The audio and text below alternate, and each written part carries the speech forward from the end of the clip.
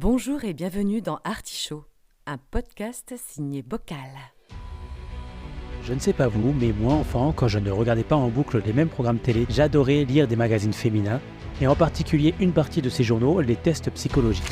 Eh bien Artichaut, c'est exactement ça. Présenter des personnalités de la région rimoise à travers un test de personnalité. Et mon invité du jour est Thomas Schmal. Bonjour Thomas, comment ça va ? Salut, ça va bien, merci. Est-ce que tu peux te présenter ? Oui, alors je m'appelle Thomas Schmal, je suis un artiste multidisciplinaire. Je suis plasticien, cinéaste et musicien. D'accord. J'avais pas le côté plasticien. Pour moi, c'était surtout cinéaste et musicien. Je viens de là en fait. D'accord. La première partie de mon aventure autour de la création, elle part de professionnelle en tout cas, elle part de l'art contemporain. Donc, tu es pluridisciplinaire. Ouais. On passe au test. Le test que j'ai créé pour toi. Rebelle ou soumise, parce que c'est un test de magazine féminin, on le précise. Rebelle ou soumise, quel est votre rapport à la loi ? Ça te parle ? On va se marrer, ouais. Donc, je prends ma petite liste de questions. 10 questions, 3 possibilités à chaque fois. Je te laisse choisir. Question numéro 1. Quand vous voyez un panneau interdit de marcher sur la pelouse dans un magnifique parc, vous, réponse A, marchez dessus en défiant le panneau. Après tout, l'herbe est plus verte là où c'est interdit. B, vous hésitez, puis décidez de marcher sur le bord parce que bon, qui va vous arrêter après tout ? Ou C, vous respectez l'interdiction et restez sur le chemin car les règles sont là pour une raison. Et sans hésiter, je dirais la réponse C. Ouais, tu respectes... Avec une 11 de B. Si c'était autre chose que de la pelouse, peut-être que je m'en foutrais franchement. Mais j'ai quand même beaucoup de respect pour tout ce qu'il y a dans l'environnement, et notamment les éléments naturels. D'accord. Donc s'il ne faut pas marcher, c'est pas grave, tant qu'il y a un petit bout de chemin à côté, c'est ok. Donc vous respectez l'interdiction. Dans un endroit qui est déjà normé. Ouais. Et sans parler de ton rapport à la loi, ton rapport à l'autorité en général, c'est quoi ? Mais il n'est pas très bon. Ouais. Non, il n'a jamais été très bon. Je sais écouter des consignes en général.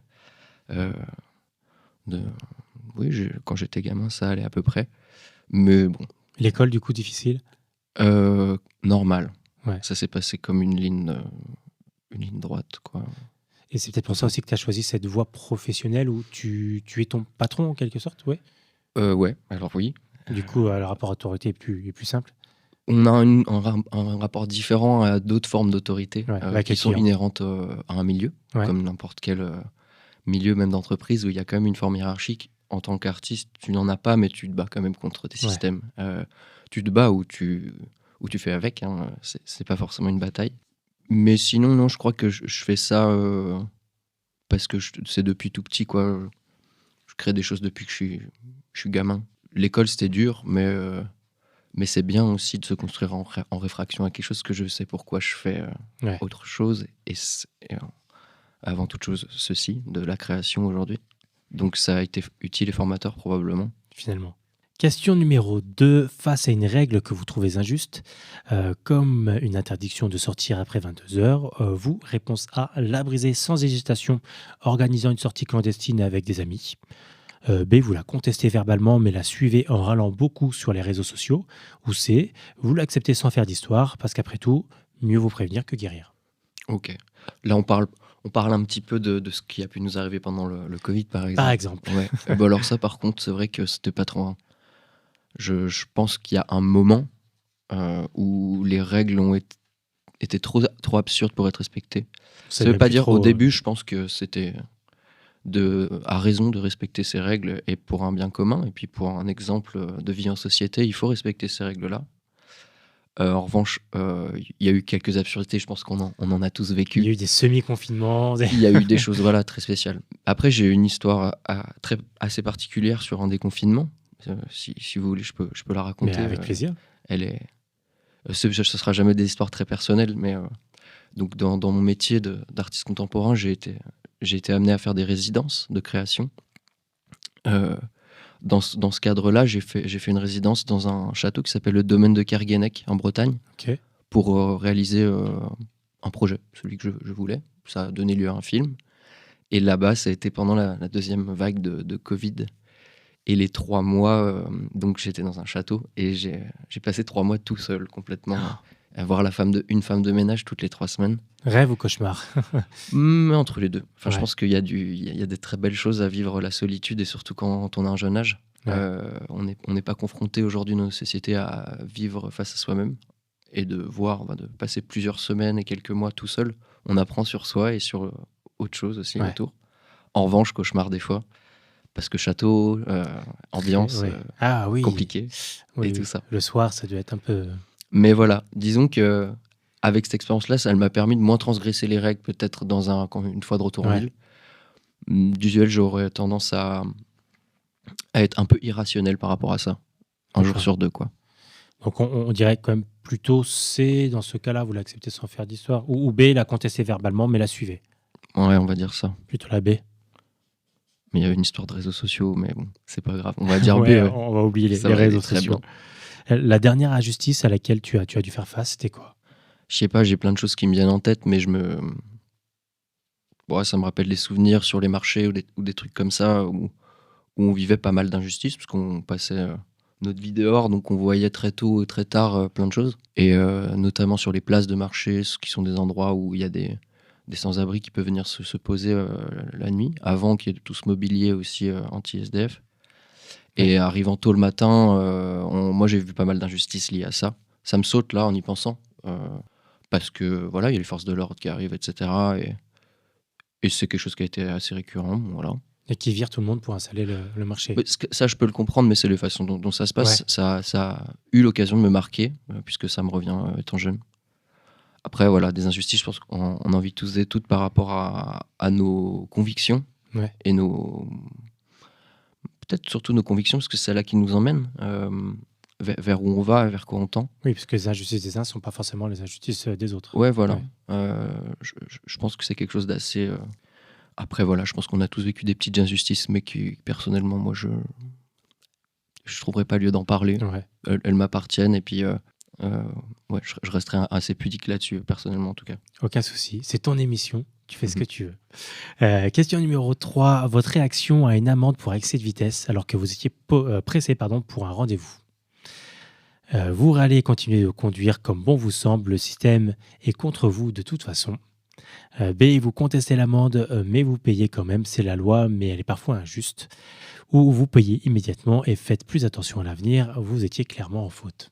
On va dire la B. La B, donc vous contestez, mais bon, il faut payer. Ouais, je pense qu'il y a une petite part d'erreur. Ça m'est arrivé d'avoir la part d'erreur, mais je pense que quand on est en tort, il faut l'assumer, mais pour n'importe quoi en fait. Parce que ça fait perdre du temps à personne en fait. Et s'il y a un petit peu litige, on connaît le système aussi, il est fait pour être un tout petit peu décalé, donc on peut pousser à des endroits et ça peut nous aider à des moments. Et là, il faut payer vite pour avoir une... Pour éviter le malus, Ouais, exactement. C'est clair. Je connais. Quel conducteur tu es? Je suis super calme. Moi, j'ai déjà tapé quelques rages quand même. On est tous énervés par certaines choses. Et puis, il s'agit que ça tombe au mauvais moment dans la journée. Voilà. Mais non, je suis très, très calme, très posé. T'as pas l'insulte facile au volant ou... Non. Parce que souvent, ça transforme les gens. Alors c'est vrai, non. Je connais des gens qui sont assez transformés. Mais...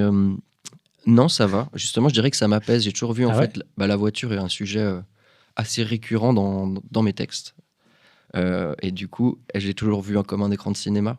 Donc, c'est un cadre, en fait, déjà, qui imprime une notion de mouvement et de durée. Donc, c'est les notions primordiales de ce qui crée la matière cinématographique. Et depuis que j'ai la voiture, ça fait 10 ans, j'étais déjà fan de cinéma. Donc, j'ai toujours vu ça un peu comme ça. Je suis un peu fasciné par ce mouvement-là. Donc, non pas que je regarde le paysage quand je conduis, mais je suis plutôt quelqu'un qui profite de ce moment de déplacement et de contemplation, et qui est en fait où rien ne s'attache, où la moindre pensée peut filer assez vite, et c'est une sorte de nuage en fait, le voyage en voiture. Je parle de voyage plutôt long. Tu es poète en fait aussi. 2 fois. 2 fois par mois. Pourquoi 2 fois par mois? Parce que... il y en a qui le sont tout le temps, moi je préfère être 2 fois par mois. Tu choisis tes moments. Voilà. Question numéro 4. Lors d'une manifestation contre une loi controversée, vous êtes en première ligne, prête à en découdre, prête, parce que c'est un test de magazine féminin, prête à en découdre pour vos droits. Réponse B, vous participez mais restez en retrait car la cause est juste mais vous n'aimez pas les conflits. Ou C, vous regardez de loin et où il n'y a pas de tout. Vous préférez la sécurité et éviter les ennuis. Alors, que dirais-je? Est-ce que tu jettes des pavés? Non, pas trop. Mais en fait, c'est marrant parce qu'en comprenant un peu les questions, je commence à comprendre aussi Forcément. Où je m'induis. Et c'est drôle parce qu'il y a ce truc qui est très relatif aujourd'hui où en fait, comment tu réagis par rapport à toutes les infos que tu as. Forcément, on a un cœur et un cerveau. Et qu'est-ce qu'on en fait? Et c'est le gros problème du regardeur aujourd'hui, quoi. À quel point on agit sur tout ce qui est mal. Moi, je suis pas trop quelqu'un qui va jeter des pavés. Mes actions, elles se sont passées ailleurs dans ma vie. Politique aussi et dans mes convictions, mais elles se sont jamais passées dans le conflit. Donc elles se sont passées par la création de choses, pas forcément des œuvres, ça peut être des lieux, des espaces sereins, on peut dire safe place aussi, des lieux d'écoute et des lieux de partage. Et je pense que créer ça, c'est déjà une action politique qui mérite pas en fait autant de... Mon énergie, je l'ai mis là-dedans, je l'ai pas mis en allant lever le bras dans une foule. Mais je suis un peu enfin, la foule me fait un peu peur en même temps. D'accord. Donc être au milieu d'une foule, c'est pas trop mon côté un peu agoraphobe. Donc du coup, on est plutôt sur... Je crois que c'est plutôt A ou B dans ce cas-là. Vous êtes en première ligne, la A, ou B, vous participez en retrait. Ou la C, vous regardez de loin. Je vais me renseigner, mais je serai pas devant. Question numéro 5. Votre attitude face aux impôts que vous jugez élevés. C'est bien déjà. Si on juge des impôts trop élevés, c'est que généralement, on a passé une bonne année. Réponse A, cherchez toutes les astuces pour les éviter car vous trouvez le système injuste. C'est toujours le même, dans le même ordre, les réponses, c'est pas difficile. Réponse B, vous vous plaignez, mais vous les payez tout en râlant chaque année à la période des déclarations. Ou réponse C, vous les payez sans broncher, car vous comprenez leur utilité pour la société. Encore une fois, je pense que je vais être du côté soumis. Je vais les payer, parce que les payer, ça veut dire qu'on gagne déjà de l'argent, c'est déjà pas mal. Si on gagne pas, on paye pas, mais si on gagne, on paye, et voilà. C'est peut-être pas comme Coluche, tant que je gagne, je joue pas forcément, mais ils sont pas là pour rien. Après, encore une fois, c'est une question d'écart un petit peu trop disproportionné entre les différentes classes de la société, en fait, la question de l'impôt. Mais moi, je suis content, j'étais même curieusement plutôt content d'en payer la première fois, je sais pas pourquoi, alors que je viens pas d'un milieu où on aura un respect total de l'État ou des impôts, mais on a toujours réglé nos dus. Mais je sais pas, peut-être en tant qu'artiste, j'étais content de le faire parce que ça voulait dire que je pouvais quand même dégager un petit peu de revenus de ma passion, travail, quoi. Donc franchement, je les paye. Avec plaisir. Non, c'est peut-être trop. C'est trop. Je suis pas refait, mais je comprends pourquoi ça existe quand même. On passe à la question 6. Quand une nouvelle loi comme l'interdiction des sacs plastiques est votée, vous, réponse A, cherchez les moyens de la contourner comme en stockant des sacs plastiques à l'avance. Réponse B, vous la critiquez mais vous y conformez en râlant discrètement. Ou réponse C, vous l'acceptez sans discuter car vous soutenez les initiatives écologiques. On soutient les initiatives écologiques, donc, carrément. Réponse C, vous acceptez sans discuter. Ouais, je pense qu'aujourd'hui il y a quand même des lois qui alors ça met un peu de temps, mais qui servent quand même à améliorer un tout petit peu la condition de traitement des déchets. Ouais. C'est quand même pas grand-chose. Des technologies. Ils ont trouvé des insectes qui mangeaient le plastique et le digéraient. Et ils ont créé aussi, je ne sais plus dans quel pays, un plastique qui se dissout dans l'eau salée. Donc, après avoir il y a plein d'évolutions technologiques, effectivement. Je pense que ça arrive peu à peu. Concernant une loi sur les sacs plastiques, clairement, je suis content, quoi. Ouais. Surtout pareil, sur les marchés gamins, on en donnait énormément, et puis de voir que tu les enlèves. Oui. J'en ai encore un stock chez moi de mes parents, et je sais pas quoi en faire. Et c'est pour ça que c'est marrant que tu poses cette question, parce que une fois, pour une œuvre, j'avais récupéré 5000 sacs plastiques. Et j'ai jamais su quoi en faire. Et eux, ils vont rester. Peut-être que je les emporterai dans ma tombe. On verra. Et tu parles des marchés, donc tu faisais les marchés je viens de ce milieu-là, en fait. D'où je le suggérais tout à l'heure. Ma famille, mes parents faisaient ça. Et en fait, c'est quand même une aventure familiale. Donc, chaque jour de non-école ou besoin, en fait, parce que c'était déjà il y a un petit moment. Donc, beaucoup de temps passé dehors et dans ce contexte-là, qui est un contexte ultra social, mix aussi. Et debout tôt le matin, dans le froid. Ouais. Donc, là, ça, par contre, c'est le goût du travail, quand même. Pas fun. Ouais. Bah, là, obligé. Ouais. Et ça a été ultra formateur pour la suite. J'imagine. Parce que le boulot, du coup, quand il faut le faire, il est fait direct. Mais après, il y a un petit contre-coup aussi. Je dirais que je l'ai eu un petit peu ces quelques dernières années, où avec une envie de relâcher un peu bizarrement, alors que c'est pas le moment. Quand on lance quelque chose, c'est jamais le moment de relâcher. C'est sûr. Mais ouais. On passe à la question 7. Votre réaction face à une interdiction de fumer dans un lieu public où vous avez toujours fumé? Alors, je ne sais pas si tu fumes. Réponse A, vous fumez quand même en cachette, après tout, c'est une habitude.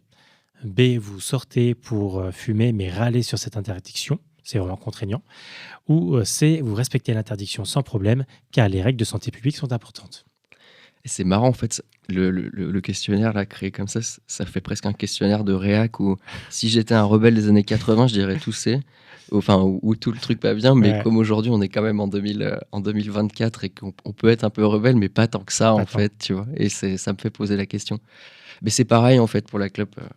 J'ai fumé pas mal, ouais. Là, je refume de temps en temps en soirée, tu vois, des trucs comme ça. Du coup, non, je comprendrais aussi, parce que le fait d'arrêter de fumer un moment, je me suis posé la question aussi de savoir à quel point ça puait, quoi. Donc je comprends, en fait, que ça peut gêner les gens. Tu respectes l'interdiction. Ouais, c'est du vivre ensemble, en fait. Ouais. Et c'est quoi ta drogue, entre guillemets, dans le sens addiction? Quelque chose dont tu ne peux pas te passer au quotidien? Le truc que je fais tous les jours, c'est sûr, c'est que je joue avec ma guitare. Ouais. Quasi tous les jours. Ça, c'est un truc que je fais depuis 15 ans maintenant. Et c'est vrai que quand je l'ai pas, ça me manque. Ça aurait pu être la clope à des moments. Mais en vrai, ma grosse addiction, c'est la cuisine. C'est faire à manger. C'est quand même un truc qui est un des plus gros plaisirs de ma vie. Alors, une question que j'aime poser quand on me parle de ça, c'est quoi ton plat signature? J'en ai plein parce que je cuisine tout le temps, quasi tous les repas, donc forcément dans la quantité de repas faits. Après, je suis assez fort dans les plats de grand-mère, curieusement, parce qu'ils ont été transmis aussi. Je viens d'une famille de bouche, quoi, où il y a toujours eu donc, des fruits frais, des légumes frais à la maison, donc les cuisiner, ça, c'est cuire des légumes, etc. Je connais plein de façons de le faire. Donc plutôt des plats qui mijotent, qui se cuisinent voilà, qui se préparent. Ça, c'est un truc, mais c'est pas quand même très difficile à faire en soi. Il faut juste du temps. Et l'envie de le faire. Après, je suis assez bon sur les ravioles maison, les pâtes maison et tout. J'aime bien faire des pâtes un peu techniques et puis avec des garnitures un peu techniques. Ok. Voilà. C'est pas mal. C'est un peu mon petit truc. Ouais. Quand on dit des pâtes, généralement, j'aime faire des pâtes. Généralement, c'est pas toujours. Moi, j'aime bien les faire maison. Ouais, faire la pâte soi-même, du coup, je vois. J'ai un goût pour le fait maison très prononcé. Tu nous inviteras. Avec grand plaisir. Question numéro 8. Si vous trouvez un portefeuille rempli de billets par terre dans la rue, Bon, tu as compris la logique. Réponse A, vous prenez l'argent et laissez le portefeuille. Après tout, vous trouver, c'est garder. Réponse B, vous hésitez mais finissez par le rendre car vous vous sentez coupable. Ou C, vous le rapportez immédiatement à la police car c'est la chose la plus honnête à faire. Alors, ça m'est déjà arrivé plusieurs fois et j'ai fait les deux. Ça dépend de l'âge à laquelle tu fais. Ouais, en vrai, ouais. J'ai déjà trouvé un porte-monnaie en boîte en Espagne, là, à Majorque, je crois. Celui-là, j'étais en soirée, j'étais avec un pote. Celui-là, je ne l'ai pas rendu. Ouais. Mais je me suis acheté une belle paire de lunettes de soleil le lendemain avec. Ah oui, donc il y avait quand même pas mal d'argent dedans. Et il y avait 500 balles, ouais. Ah oui. Mais je m'en suis voulu. Suis voulu à mort. Un portefeuille avec 500 balles, tu dis que peut-être que ça ne manquera pas parce que... En fait, non, il fallait quand même remettre dans le contexte. J'étais avec un ami qui n'a pas trop de soucis financiers. On était dans un contexte assez privilégié à ce moment-là. Ouais. Moi qui viens pas trop de ce milieu-là et tout, je me suis pas posé 10 000 fois la question, mais effectivement, les gens n'avaient pas de problème d'argent là-bas. Mais n'empêche que peu importe, en fait, c'est pas la question. Et ça m'est réarrivé de trouver un porte-monnaie à Reims, d'ailleurs, dans la rue. Celui-là, fort heureusement, en fait, il était tombé peu de temps avant son propriétaire, donc j'ai pu le rattraper. Voilà. Je pensais une question d'âge, encore une fois, je regrette pas d'avoir pris l'argent. Mais du coup, on peut mettre entre les deux. Le B, vous hésitez. Par le rendre. Aujourd'hui, non, ce serait sans hésitation. Je le rendrais. Mais en vue de ma réponse, on peut faire une moyenne. Faire une petite moyenne. Et est-ce que tu es chanceux dans la vie? C'est un peu des périodes, la chance, je trouve. Ouais. Genre, j'ai vraiment des périodes de merde. Pendant 6 mois, il n'y a rien qui marche. Parce que ma vie, elle a beaucoup été faite d'appels à projets aussi et de dossiers. Aussi de rencontres ou d'expositions qui sont censées être validées par peut-être d'autres et tout. Donc, en fait, il y a des périodes qui ont été assez malchanceuses, des spirales un peu descendantes, suivies par des spirales qui étaient beaucoup plus chanceuses. Mais je dirais que sur ces 6 dernières années, ça a toujours été des montagnes un peu russes, mais je trouve pas que j'ai été doté de grande malchance. Mais après, ouais, j'ai eu plein de merde aussi quand même, ouais. des mauvaises. Donc, je sais pas, mais à faire le tout, quoi. Ça dépend ce qu'on en fait aussi après. Ouais, bah, je pense qu'en fait, elles te servent et t'essayes de pas répercuter. Bon, voilà. C'est quand même... On peut subir une merde et s'en sortir bien et se dire j'ai été chanceux de bien m'en sortir. Voilà, exactement. Ou alors se dire oui, quand c'est en santé, des choses, je suis d'accord. Ouais. Effectivement. Ça dépend de l'interprétation. Disons que plutôt chanceux quand même. Donc on passe à la question, j'en perds mon test, la question 9. On s'approche de la fin. Votre comportement face à une file d'attente interminable à la poste. C'est précis. Réponse A, vous essayez de passer devant tout le monde car vous avez des choses à faire plus importantes. B, vous plaignez mais attendez votre tour tout en bouillonnant de l'intérieur. Ou C, vous attendez patiemment sans rien dire car c'est juste d'attendre comme tout le monde. Honnêtement, moi je me casse. S'il y a du monde... Donc là, je sais pas trop quoi dire si je dois être honnête. Réponse D, on peut mettre la réponse me casse. Non, mais en vrai, je pense que quand il y a trop de monde... Mais plutôt pas patient quand même. Pas dans la queue, quoi, ouais. Quand même. Mais j'en entendais parler de la queue, c'est vraiment que c'est un type d'espace aussi qui est très particulier. La queue. Serré, Non, mais même de ce type, c'est du temps forcé, oui. Mais du temps forcé dans lequel que l'on subit vraiment en fait pleinement. Ouais. Il y a peu de moments en fait où on subit pleinement le temps. Ça peut être un trajet long, mais alors faudrait-il que ce trajet, je crois que c'est Camus qui parle de ça dans La Peste. Et c'est un trajet, on pourrait choisir d'aller jusqu'à Bordeaux, mais de choisir le trajet le plus long possible en train pour vraiment éprouver le temps. Et ben la queue, une file d'attente, c'est ça, quoi. C'est du temps trop vrai, quoi. Donc moi. Et comment tu combats l'ennui ? J'ai pas peur de l'ennui, ça me va. Ouais. J'ai passé assez de temps tout seul à des moments. 3 mois dans un château. Ça, mais à d'autres aussi, je suis plutôt solitaire. Je crois que l'ennui, je l'aime assez. Moi. Il me sert en fait parce que il traite des fois la divagation, et dans la divagation, je trouve des idées forcément. C'est comme un rêve conscient, un petit peu, quoi. Ouais, ça peut. Sert, Je crois que c'est si j'ai pas de conneries, Fishback qui dit ça aussi, que c'est beaucoup ennuyé, ça l'a aidé. Fishback qui est une artiste de Charleville, ça l'a beaucoup aidé aussi dans la création. Ouais, je trouve que son personnage peut dégager une part d'ennui maîtrisé. Ouais, je pense également. On arrive à la dernière question, déjà question 10. Votre réaction face à une interdiction de sortie pendant une pandémie, pas exactement, lorsque il fait beau dehors. Vous sortez quand même défiant les règles car vous avez besoin de l'air frais. Respectez les règles, mais critiquez la mesure, vous trouvez cela excessif, ou C, vous restez chez vous sans discuter car vous comprenez l'importance des mesures sanitaires. Ça revient un peu du coup au couvre-feu. Mais ça, c'est aussi une question entre la ville et la campagne. C'est quand même pas du tout le même genre de réponse. Parce que j'ai fait confinement dans les deux et on n'a pas eu le même confinement en campagne que... Oui, tu pouvais sortir beaucoup plus facilement. Tu peux sortir de chez toi, déjà. Marcher, personne ne va te dire pourquoi. Je veux dire, l'air, c'est de l'air, quoi. Mais en ville, je peux comprendre. En fait, les risques ne sont pas les mêmes.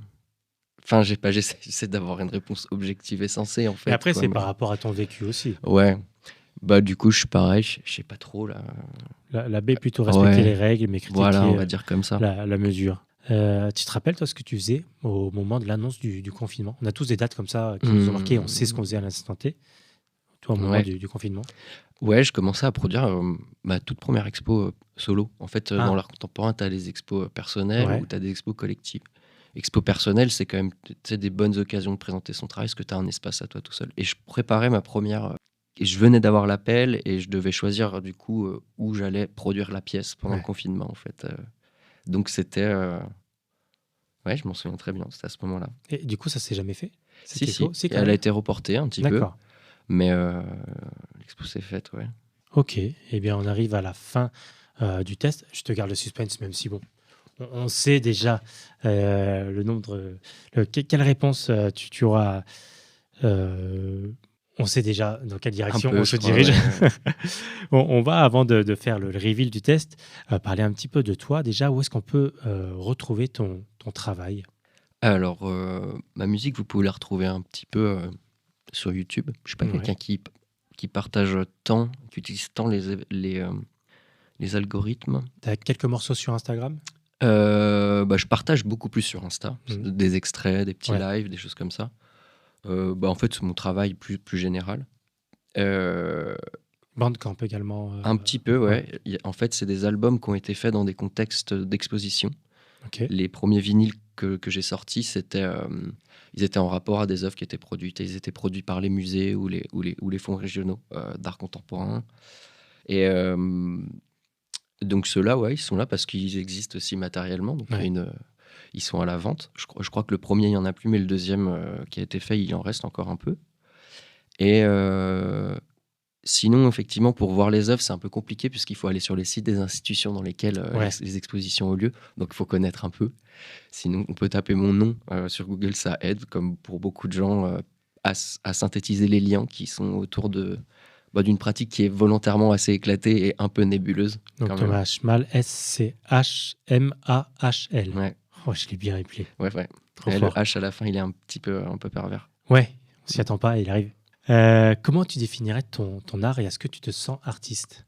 Ouais, moi je me sens artiste et je le prends pleinement dans la face même. Ouais. Enfin, je fais que ça, j'ai toujours fait que ça.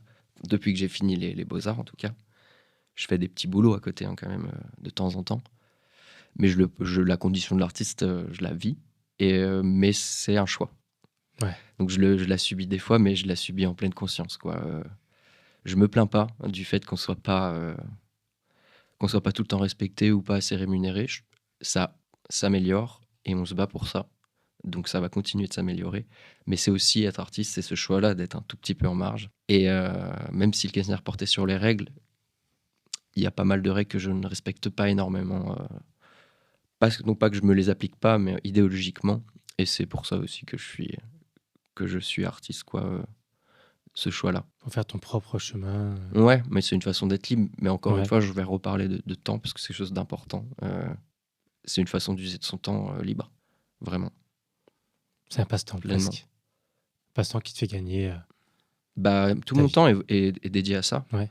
Ma journée se passe dans la création, dans mon studio, dans mon atelier, à créer des choses tout le temps. Tu aurais pu faire autre chose?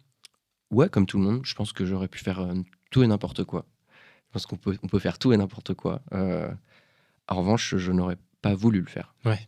Et peut-être que tu aurais quand même eu la création à côté de... Peut-être. Je sais pas. Je suis un peu un partisan de la création. Faut s'y impliquer corps et âme pour pouvoir aller au fond des choses. En revanche, peut-être que le fait d'avoir beaucoup travaillé étant jeune m'a peut-être un peu aussi donné envie de faire ce chemin-là. Après, comme tu le supposais tout à l'heure, effectivement. Et quelle est ta plus grande fierté? Être en vie, déjà, clairement. Oui, c'est déjà bien. Ouais, c'était toujours gagnant, vrai. Donc, franchement, ça peut être une fierté. Et elle est pas trop égoïste. Parce que je veux pas dire des trucs que j'ai réussi parce que voilà, c'est fait en fait. Et le passé, c'est le passé. En revanche, comme ça, c'est présent, on va dire que ça, c'est une fierté. Et d'avoir encore ma famille auprès de moi. Et quelles sont tes parts d'ombre? Celles que tu peux dire et que tu as envie de dire. Ouais, je suis très cash et ça a pu causer des dégâts. Ouais. Et réparer d'autres choses, des fois. Oui, c'est pas. Et j'ai pas trop peur d'envoyer ce que je pense. Et comme j'ai vécu pas mal d'aventures collectives, donc associatives, ou même, ça a été souvent l'occasion de dire ce que je pensais. Et je l'ai pas mal regretté. Et j'en ai été un peu fier des fois aussi, si on peut le dire comme ça. Mais voilà, c'est pas toujours facile à vivre avec ça. Mais. Et sinon, après des pardons, j'en ai plein comme tout le monde. Je fais la gueule les 3 quarts du temps. Je passe un bon dimanche sur 2. Voiture. Ça... Enfin, voilà, quoi. C'est sûr que je peux être super désagréable aussi. Ouais. Un peu comme tout le monde. Voilà. Selon, j'imagine. Selon ses humeurs. Et qu'est-ce qui te fait vibrer? La musique, hein. Carrément. Musique, cinéma... Ouais, la musique, par essence, ça fait vibrer. Mais moi, ça me fait vachement vibrer. Par définition, ça fait vibrer. Je te fais lire les résultats que j'avais sous les yeux et que j'ai perdus. Bon, il n'y a pas de surprise, majorité de B, donc je te laisse lire. Alors, la majorité de B. Vous contestez plus que vous ne transgressez, vous avez un esprit critique et n'hésitez pas à exprimer votre désaccord. Vous respectez généralement les règles, mais vous aimez les remettre en question. Vous trouvez un équilibre entre contestation et conformité. Vous êtes le genre de personne ultra consensuelle qui râle contre les impôts tout en les payant religieusement. Continuez à défier les normes et n'oubliez pas de rester du bon côté de la loi. Ouais. Je suis un bon élastique, quoi. C'est un bon juste milieu. Ouais, clairement. Ni dans l'excès, ni... Non, mais les questionnaires étaient drôles, quand même. Tu t'y retrouves un petit peu là-dedans? Je sais pas. Tu serais mon premier échec. Un peu. Non, mais en fait, là, ça tire un peu sur une corde sensible aussi là-dessus. C'est pour ça que tu l'as choisi. C'est qu'effectivement, par rapport aux questions qui sont posées, je te donnais des réponses honnêtes. Mais en réalité... je pense que c'est un peu plus contestataire et un peu plus... C'est peut-être aux autres de répondre à ces questionnaires pour nous, des fois. Je sais pas, peut-être. Mais ça me va, en fait. L'important, c'est que les gens nous voient aussi de façon assez consensuelle. C'est pas si mal, en fait. J'espère que les gens, en tout cas, qui te connaissent qu'à travers ton art, auront pu te découvrir autrement ce soir. Je te remercie d'avoir accepté mon invitation. On ne se connaissait pas, donc c'est une belle rencontre. Je suis content de mettre des mots sur une musique que j'avais pu entendre déjà au préalable. Qu'est-ce qu'on peut te souhaiter pour la suite? Continuer à jouer, avoir des scènes et pouvoir continuer à présenter à des gens... des choses authentiques et uniques. Voilà. Merci. Merci à toi. Merci d'avoir écouté Bocal et à bientôt pour de nouveaux podcasts. En attendant, vous pouvez nous suivre sur Instagram, Bocal Reims avec un K, et retrouver l'agenda culturel local sur bocalreims.fr. N'hésitez pas à liker, à vous abonner, à nous donner du love. Soutenir Bocal, c'est soutenir la culture locale. Et n'oubliez pas, Reims donne à ceux qui le veulent bien. C'était Bocal. Bocal.